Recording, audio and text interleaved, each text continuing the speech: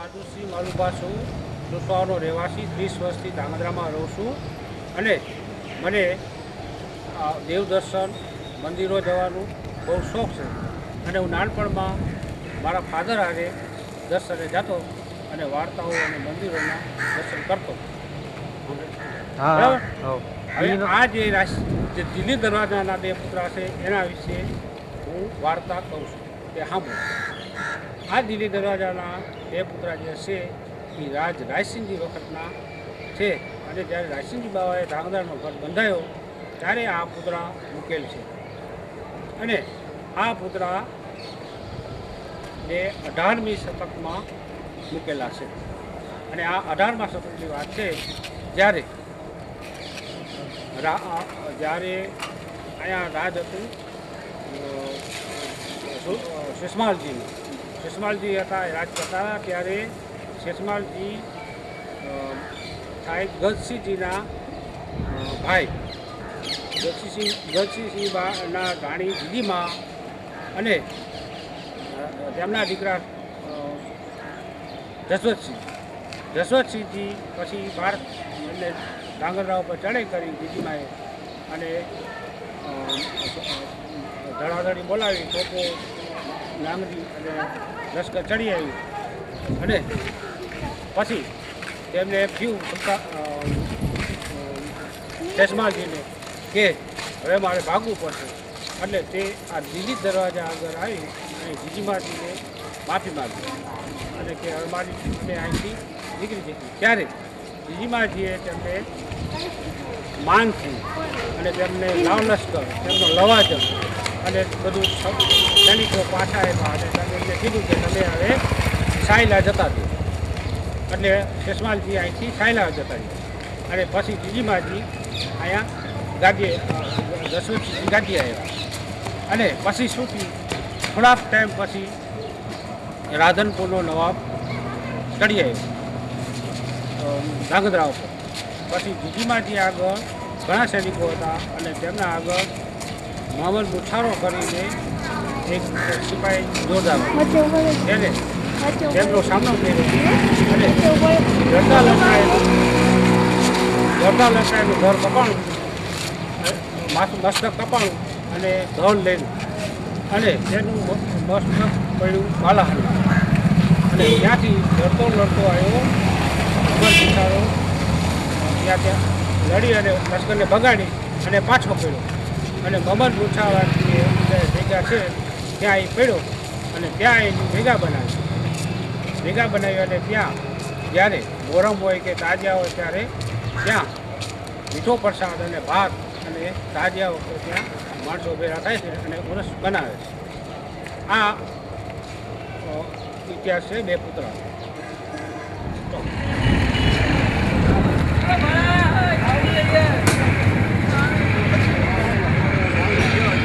હવે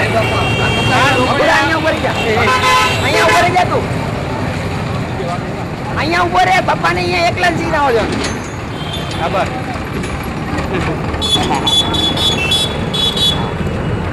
હવે ચાલુ કરી નાખો. બોલો ને. આ રોકડિયા હનુમાનનું મંદિર છે. રોકડિયા હનુમાન મંદિર. હા બોલો. આ 3 વાદળાની મૂર્તિ શું કહેવા માગે છે તમને ખબર છે? કે એક વાદળાએ અહીં બંધ કરી છે અને એક વાદળાએ મોટું બંધ કર્યું છે. એક વાદળાએ કાન બંધ કર્યા છે. એનો અર્થ શું છે કે કાનથી કોઈનું ગુરુ સાંભળવું, આંખોથી કોઈનું ખરાબ જોવું અને મોઢેથી કોઈનું બોલવું. હવે આ મંદિર છે 300 વર્ષ જૂનું મંદિર અને આ મંદિરમાં પહેલાં આવ નાનું મંદિર અને ખાકી પૂજા કરતા એટલે પહેલાં રોજ એ ઘરની અંદર હવે બોલો ને યસ ફિનિશ.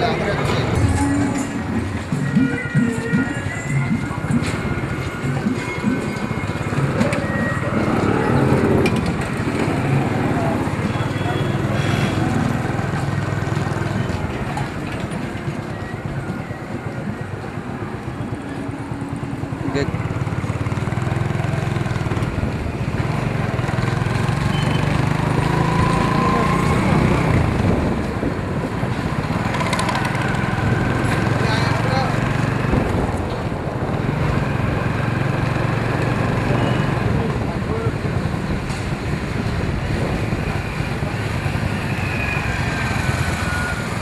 જો ભાઈ આ કંસારા બજાર છે, મેન બજાર ધાંગધ્રા, સૌથી મેન બજાર છે ધાંગધ્રાની કંસારા.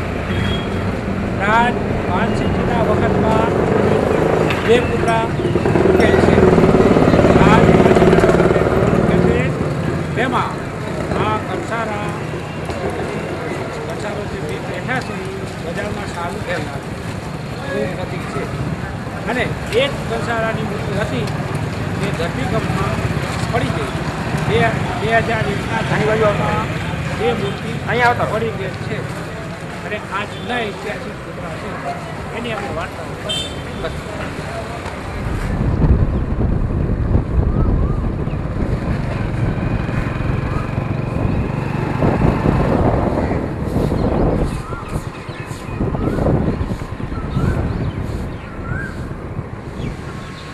હવે ધાંગધ્રામાં ઘણા પુતળાઓ છે અને અમે પુતળાના ઐતિહાસિક ઉપર જઈએ છીએ અત્યારે. અને અમારા વડવાઓમાં ધાંગધ્રા શેષ છે પહેલેથી, અને જૂનું પાટનગર છે ધાંગધ્રા. અને અહીંયા ઘણા વિશાળ હવેલીઓ, રાજા મહારાજાઓના મહેલો અને મોટા રસ્તાઓ, અને અમારું ધાંગધ્રા બહુ રળિયામણું છે. હવે હું તમને આ રોજી ઘોડીના વિશે વાત કરું છું કે રાજા અજીતસિંહના વખતમાં રોજી ઘોડી હતી. અજીતસિંહ બાવાની ખાસ ઘોડી હતી અને તે ઘોડી એટલી તેજ હતી કે જ્યારે અને બહુ કદાવર હતી. અને જ્યારે વીજળીનો હુબકારો થાય ત્યારે ફૂટથી 100 ફૂટ ઊંચી. અને જે અજીતસિંહ બાવાની જે હાઈસ્કૂલ છે એનો ગેટ હવે એક વખત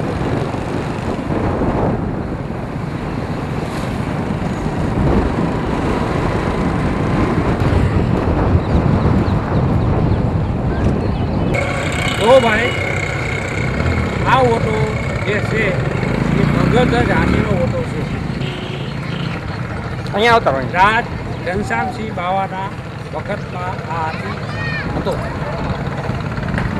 અને આ જે ઓટો છે ત્યાં કોઈને બેસવાનો હક નથી, જેવા તેવા માણસો. અને આનું માન આપવાનું છે. હવે હું વાત કરું છું હાથી ઉપર કે આ હાથી ઘનશ્યામસિંહ બાવાનો ખાસ હાથી હતો. અને જ્યારે પોતે સવારીમાં વધારે ત્યારે એમાં બિરાજમાન હતા.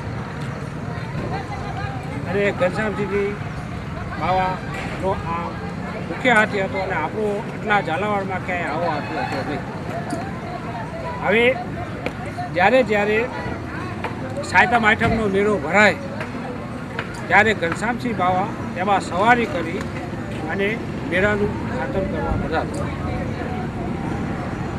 કરવા પધારતા.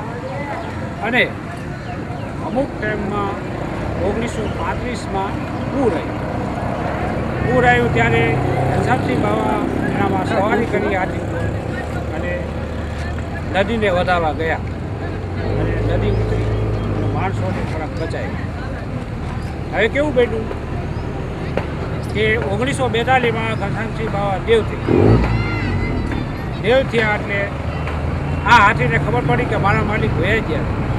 એટલે હાથી ગાંડો થઈ ગયો અને આમ તેમ ફરવા માંડ્યો અને ખાતો નથી 8 દિવસ. અને જેમ તેમ ફરે છે. પછી ત્યારે રાજબાવાને ખબર પડી, રાજબાવા શ્રી મેઘરાજી બાબુને ખબર પડી. અને બાબુ પધાર્યા અને હાથીને ઉમાના લાડવા અને શેરડીના સાઠા ખવડાવી અને હાથીને શાંત કર્યો. એટલે મંગળધનને થોડાક આંસુ ઓછા થયા. અને પછી તે થોડાક ટાઈમ પછી હાથી ફરી ગયો. અને આ હાથી એ રાજની રીત પ્રમાણે ટોપુના મારી અને સરસ રીતે ખાડો ગાળી અને ઊભે મૂકે. અને ઊભે મૂકે અને પછી એનો ઊંટો કરે અને માથે હાથી બેસાડે. આ હાથીનો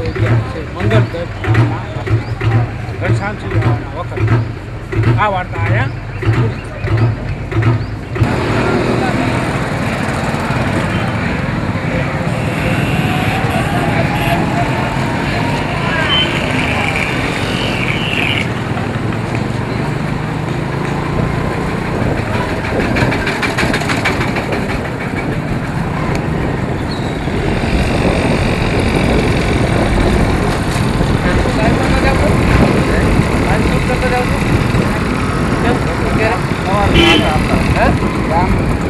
મસ્ત શૂટિંગ બધા વાળવાનું અને અમારા પ્રોજેક્ટના અમુક છે ને સાપ પકડો છે તો એ તો ખ્યાલ જ છે.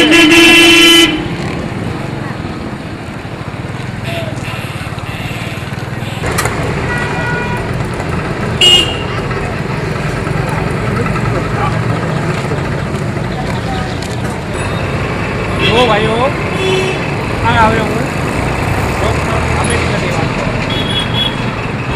ડૉક્ટર આંબેડકર જ્યારે ડૉક્ટર આંબેડકર જ્યારે નાના હતા ત્યારે વડોદરાના શિવાજીરાવ રાજમાં હતા અને ત્યાં અભ્યાસ કરતા હતા. એ શિવાજીરાવે અમેરિકામાં ભણી ગણી અને વકીલનું ભણી અને એ પાછા ભારતમાં જ્યારે પાછા મળ્યા ત્યારે સ્વતંત્રતાની લડાઈમાં એ જોડાઈ ગયા અને તેમને દલિતો માટે અને બધા માટે સારા કામ કર્યા અને પોતે કાનૂનના ઘડવૈયા હતા. હવે પછી તેમને કાયદા કાનૂન જે કંઈ તે ડૉક્ટર આંબેડકરે કર્યા છે.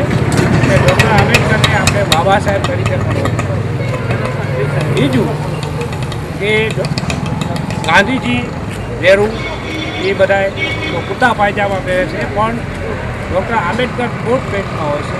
એનો અર્થ એ છે કે તે હોશિયાર છે, વકીલ છે અને મોટા બારિસ્ટર હતા. અને આ ડૉક્ટર આંબેડકરની જ્યારે જન્મજયંતિ હોય ત્યારે બધાએ સર્વજનો ભેગા મળી અને તેમનો ફૂલહાર થાય છે અને તેમની પૂજા કરવામાં આવે છે. આ વાર્તા ડૉક્ટર આંબેડકર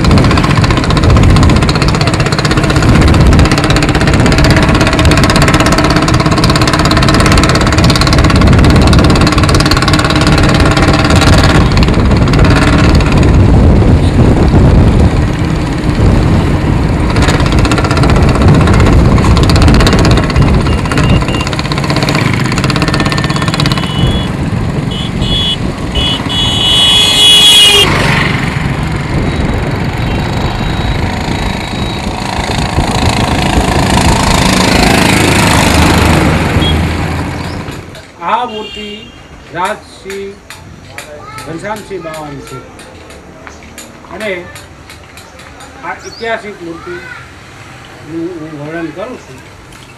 ઘનશ્યામસિંહ બાવાએ ધ્રાંગધ્રાની અંદર મોટામાં મોટું કામ તો એ કર્યું કે કેમિકલ બંધાયું. જ્યારે આપણું મીઠું ધ્રાંગધ્રાનું મીઠું જ્યારે પરદેશ જતું હતું અને પરદેશિયા આવતા હતા એ અટકાવવા માટે ઘનશ્યામસિંહ બાવાએ કેમિકલ બનાવ્યું અને એ રોક્યું અને આગળિયાઓને બતાવવા માટે અને માણસોને રોજીરોટી ધ્રાંગધ્રાની પબ્લિકને મળે એ માટે કેમિકલ બંધાયું લાવ્યા.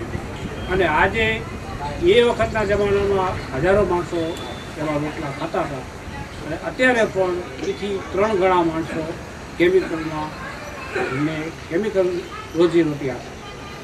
અને આપણે પહેલાં રેલવે લાઇન નહોતી તો ઘનશ્યામસિંહ બાપુએ રેલવે લાઇન પણ ઘનશ્યામસિંહ બાપુ લાવેલા અને શહેરમાં સારા સુધારા કરેલા. હવે બીજું એક વખતના સમયે ઘનશ્યામસિંહ બાવા બારે પધાર્યા પુરાના રણમાં, ત્યારે પુરાના રણમાં જ્યારે પધાર્યા ત્યારે એક કોળી કૂવામાં પડી ગયો. કોળી કૂવામાં પડી ગયો ત્યારે એનો છોકરો દોડતો આવ્યો અને કે બાપુ મારા બાપને બચાવો. અને ઘનશ્યામસિંહ બાવા ત્યારે ત્યાંથી નીકળેલા. તો ઘનશ્યામસિંહ બાવાએ કીધું કે તમે એને તાત્કાલિક દવાખાના ભેરો કરો અને એને હાજો કરો અને કાઢો કૂવામાં. પછી તે કોળીને બાળો કાઢ્યો અને દવાખાને લઈ ગયા તો સારવાર કરી અને કોળીને જીવતો રહ્યો. ત્યારે એક એમાં કોળીએ રાહાડો ગાયેલ છે બાપુનો કે ઘનશ્યામસિંહ બાપુ જેવા રાજા નહીં મળે રે નહીં મળે. દયાળુ રાજા ઘનશ્યામસિંહ બાપુ જેવા નહીં મળે રે નહીં મળે. એવો ઘનશ્યામસિંહ બાપુનો રાહાડો છે. અને આ અત્યારે ઘનશ્યામસિંહ બાપુની મૂર્તિનું કામ ચાલુ છે. છેલ્લે લખી આ